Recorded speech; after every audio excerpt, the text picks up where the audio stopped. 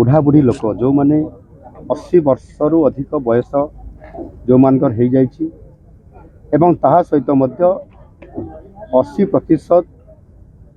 जो दिव्यांग माने जो माने अक्षमता तांकर रही से मानकु तांकर जो भत्ता दि जाउछि ताहा वृद्धि करा जाइछि एवं ताहा कार्यकारी करागला आज ठारू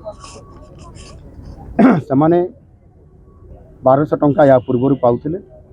एबे 3500 टंका 3500 टंका तांकर वृद्धि करागला या द्वारा 3 गुणा से अधिका पाइबे एवं से निश्चित भाव में लाभवान हेबे। तेणु एथिरे सारा ओडिशार जो माने अछंती पाखापाखि 4 लाख रु ऊर्ध्व हेबे से माने समस्त उपकृत हेबा सहित आगामी दिन में सेमानंकर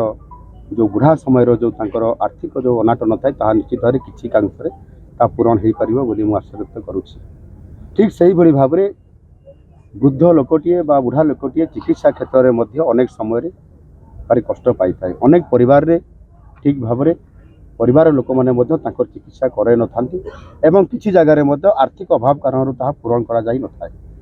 सेथि पई मध्य आम सरकार किछि दिन पूर्वरु जेतेबेले आमे आयुष्मान भारत को ओडिशा रे लागू करैलु केंद्र सरकार सहित राज्य सरकार रो जो अनिबंधित करागला एथिरे दुई सरकार जो स्कीम को जोड़ी दिया गला सही अवसर जो मैंने 70 वर्ष रु ऊर्ध्व सेमानक मध्य आमे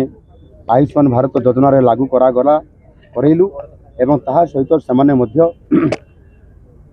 बुढ़ा बुढ़ी लोक माने विशेष करी महिला माने से 10 लाख तो निश्चित भाव में पाइबे पुरुष माने 5 लाख पाइबे एवं जो माने अति वयस्का लोक अछंती सेमानकु मध्य अधिक 5 लाख टंकार देवा मध्य व्यवस्था है। अर्थात वयस्क बुढ़ी एवं बुढ़ा लोक माने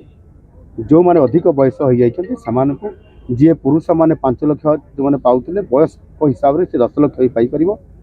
आउ जने महिला से वयस्का हिसाब से 10 लाख पाउची जे 15 लाख भी पाई परिबो।